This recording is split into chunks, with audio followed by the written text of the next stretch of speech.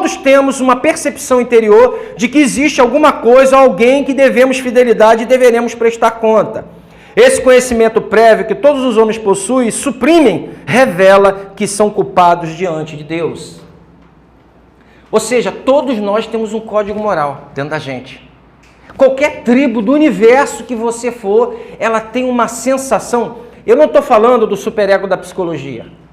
Eu estou falando daquela coisa intrínseca, mesmo você não tendo pai. Isso é engraçado que isso foi feito uma pesquisa em crianças que foram, tipo assim, perdidas e depois encontradas na fase da adolescência e foram criados na mata, com lobo, né? Sem nenhum tipo de superego, de pais, de mães que estivessem ensinando o código moral. E eles tinham a mesma percepção. Tanto é que você vai nas grandes tribos, né, quando você estuda um pouquinho de antropologia, você vai encontrar eles adorando alguma coisa. Quando Paulo chega lá em Atos 14, né, que ele chega numa cidade e ele cura um paralítico lá, começaram a chamar ele de quem? De Júpiter, né? Começaram a chamar, estava ele e Barnabé. Então, a gente começa a olhar que o ser humano dentro dele, ele tem um código moral, algo que ele crê que exista além dele. Nós cremos que Jesus está dentro de nós pelo Espírito Santo, mas sabemos também que Deus está fora, ou seja, Ele transcende a sua criação. Então, essa concepção de que nós temos que prestar conta um dia. Eu me lembro que mesmo eu não tendo, conhecendo a palavra de Deus, quando chegava no Natal eu não gostava de ter algumas atitudes, porque eu achava aquele dia santo, tão especial, né? Algumas coisas, às vezes, eu tinha possibilidade de fazer e eu não fazia. Claro que eu tive um pai, uma mãe lá e tal, que me criou esse superego dentro de mim. Mas quando a pesquisa antecede, ela vai voltando, ela pega pessoas que foram criadas na floresta pelo lobo, sem nenhum tipo de código, e eles vão encontrar que existe um ser. Tanto é que eles adoram o sol. Você vai nessas tribos, adoram o sol. Eu vi uma conversão uma vez de um cara que ele olhou para o sol e disse assim,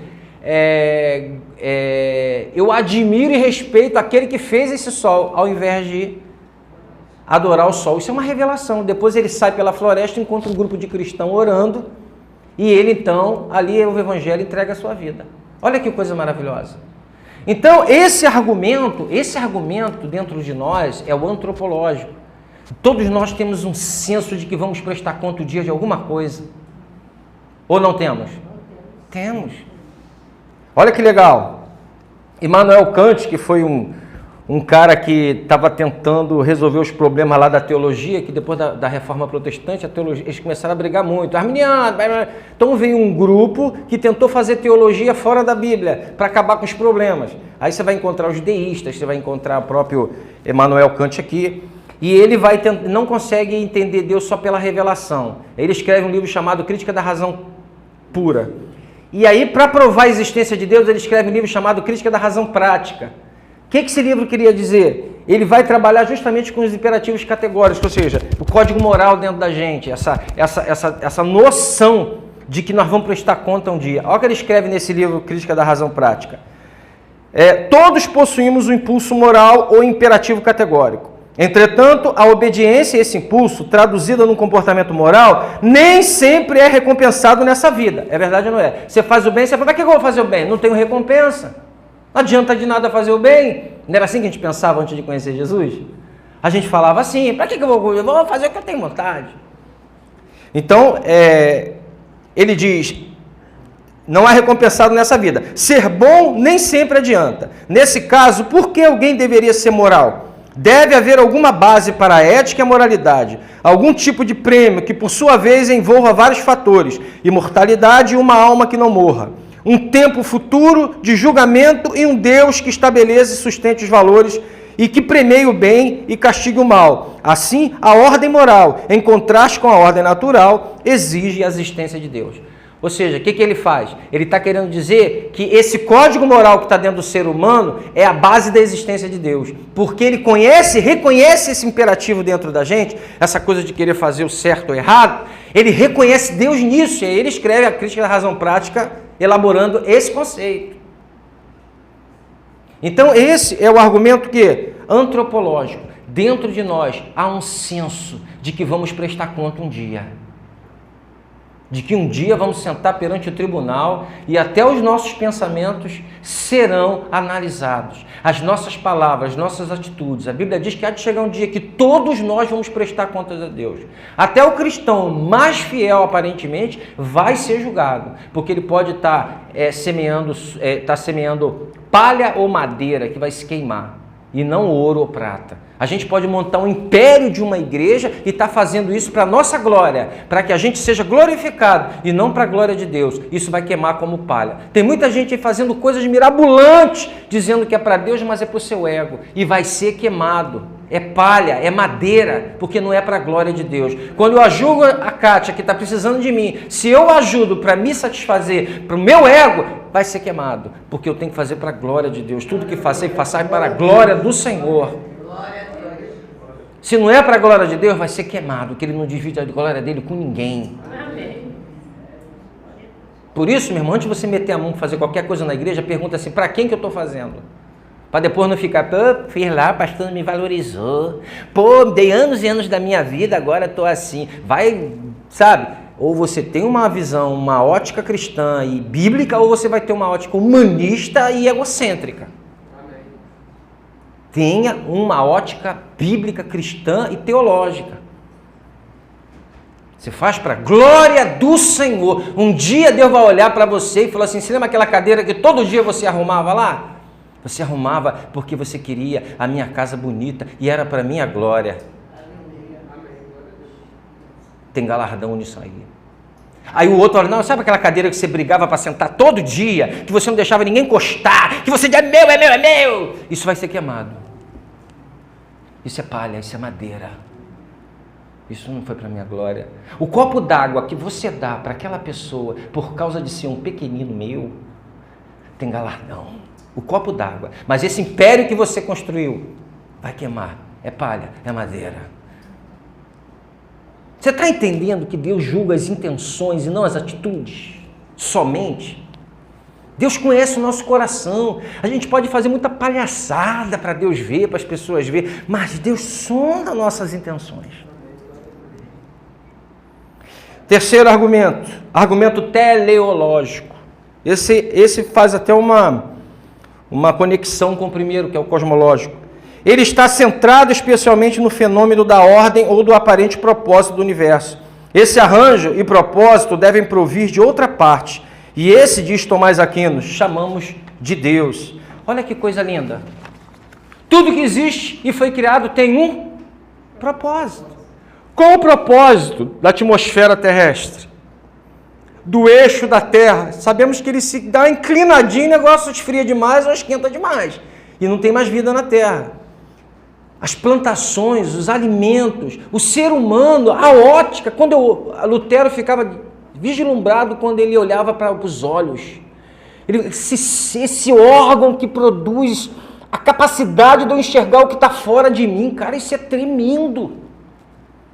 Quando você olha as células, agora encontraram lá, né? Mapearam o DNA.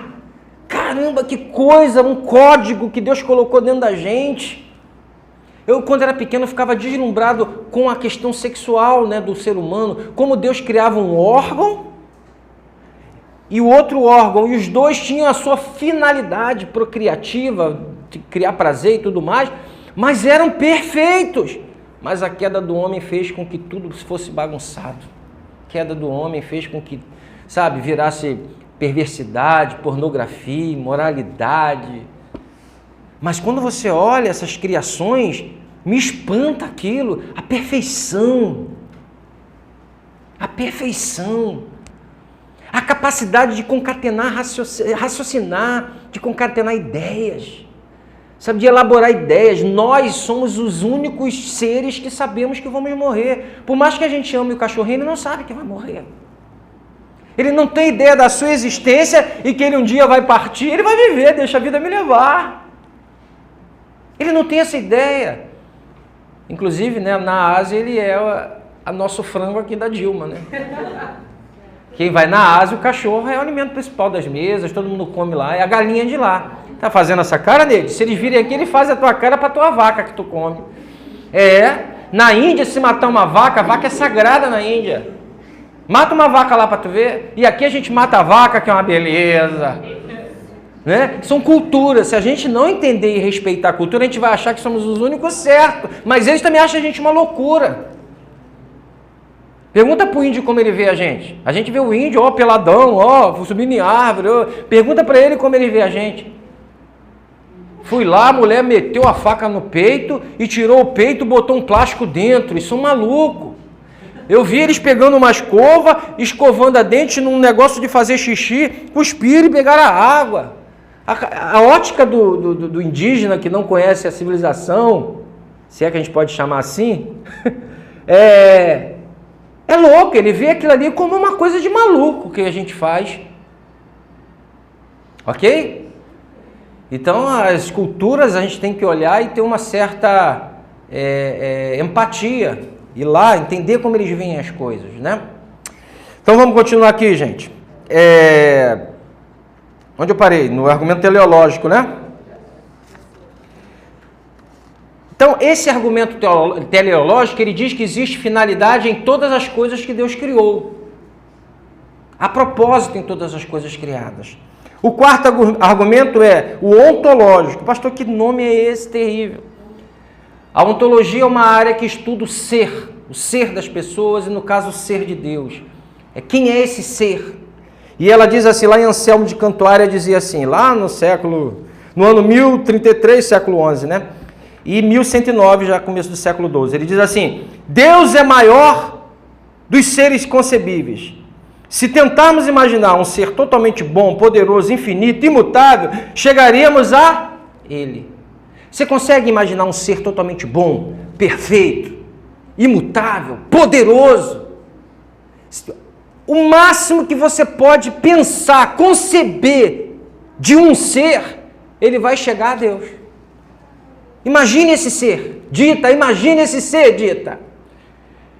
A tua cabeça chega lá e conceber, como é que eu vou conceber algo perfeito? Você vai chegar nesse perfeito, quem é esse perfeito? É Deus. E se nós conseguimos imaginar esse ser perfeito, é prova de que esse ser perfeito existe. Porque a nossa mente chega lá, consegue chegar lá. Todos temos a ideia de um ser transcendente, maior que tudo e que todos. Mesmo nas tribos mais remotas, essa ideia está presente. Esse ser é interpretado no materialismo, lá do Feuerbach, para quem estudou as ciências sociais, como projeção de um ser imperfeito num ser perfeito. Freud, elaborando essa ideia de Feuerbach, afirmou que nesse caso não foi Deus quem criou o homem, mas o homem que criou o ser de Deus. Então, tanto Freud, essa galera toda, ele olhava para o ser humano, para Deus e dizia, não foi Deus que criou vocês. Foi essa ideia de perfeição, essa ideia do perfeito, daquilo que está fora de vocês, que projetou Deus. Deu para entender? Dentro da cabeça deles, eles dizem assim, não foi o homem não foi Deus que criou a humanidade, foi a humanidade que criou a ideia de Deus, esse ser de Deus. Só que quando a gente elabora um ser perfeito, a gente já não consegue chegar na perfeição. Eu gosto muito de quando o Augusto Cury, ele foi ateu durante muito tempo, né? Então tanto ele quanto o Gary Cordes, que foi um outro psicólogo também americano, eles estudaram a personalidade de Cristo, principalmente nos momentos de tensão da vida dele. Como é que ele tratou Judas no momento de tensão? Vai e faz o que você tem que fazer. Quando ele foi traído por Pedro, como é que ele tratou? Uma olhadinha básica assim, ó.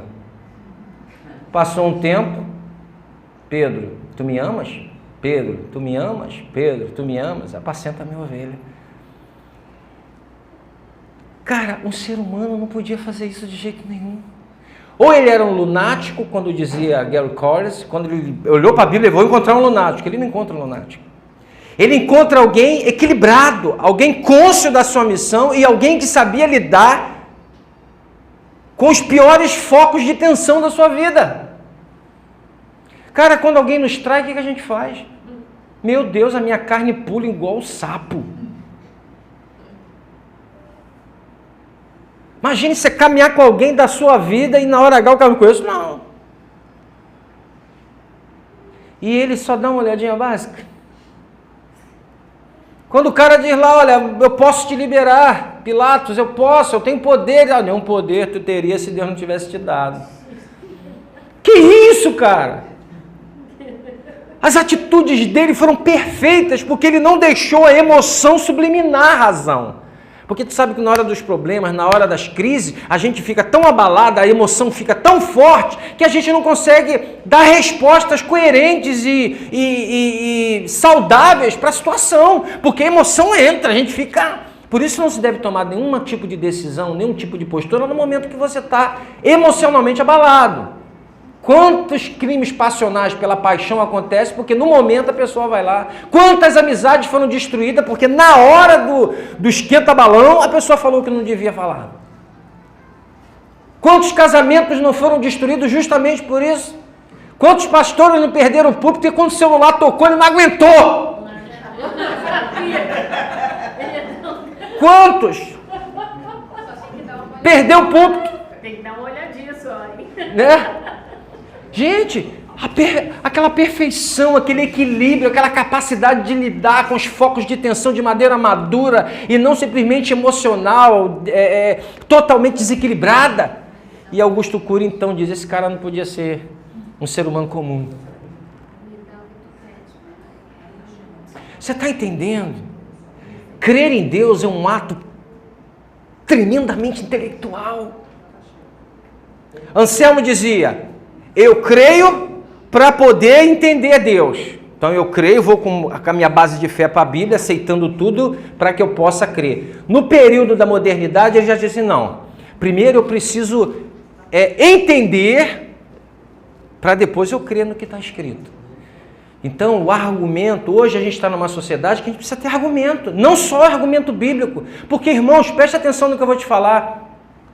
Como é que você vai chegar para alguém e falar assim, olha, uma cobra falou lá no Éden, e aí Eva caiu. Ele, uma cobra falou? Mas era Satanás. Olha, a Trindade, são 3 deuses e um só, nem o Renato Russo, né? Quem me dera, ao menos uma vez, entender como só Deus ao mesmo tempo é 3. Ele também não entendeu, ninguém entende. Você consegue entender isso? Você falar isso para o ímpio, ele vai rir da sua cara. É a mesma coisa você pegar o Alcorão e dizer assim, olha, vai, explode, porque lá em cima você vai encontrar 70 virgens com os olhos de castanho esperando por você. É por isso que eles se explodem lá, mas são treinados em lavagem cerebral desde criança. Como é que a pessoa vai crer que a cobra falou? Como é que a pessoa vai falar, não, ó, Jesus nasceu de uma virgem. Como assim? Mulher virgem não dá luz. Não, mas ele foi envolvido por Deus. Como assim? Essa experiência se repetiu na história? Alguém deu a luz aí do nada? Por isso que nós, que somos reformados, acreditamos na ordem salute, na ordem da salvação, cremos que primeiro Deus regenera o coração. Ele tira o coração de pedra e coloca o coração de carne. Depois que ele está com o coração de carne, Deus injeta a pistis. O que é a pistis? A fé. E aí, com essa fé, eu posso abraçar ou não. Mas como a gente crê no chamado irresistível, ele pode receber ou não essa fé. Se Deus não transformar o coração, não adianta. Não adianta eu chegar lá, ó, a cobra falou. Tá maluco? Tá dando para entender? Amém. Por isso a gente ora, pedindo que, aí vai ser o próximo passo aqui, pedindo que Deus ilumine os olhos do coração dessas pessoas. Porque estamos lidando de 6 a 9 mil anos de história, a partir de 1443, quando Moisés escreve o Pentateuco. Nós estamos lidando para trás com a tradição oral de 6 a 9 mil anos. E estamos numa outra cultura agora. Uma cultura que você precisa evangelizar, seu Genival. Não é só dizendo assim, é mole eu evangelizar uma pessoa que está desempregada, com os filhos com fome, ou uma pessoa que está perdendo o marido, toda desgraçada na vida, chegar, Jesus pode responder o teu problema. Aí eu vou lá, ó, vamos fazer isso. É mole. Agora pega alguém lá dentro da faculdade e vai pregar, pô. Vai pegar os jovens lá que estão precisando ouvir de Jesus, tu não tem base para isso.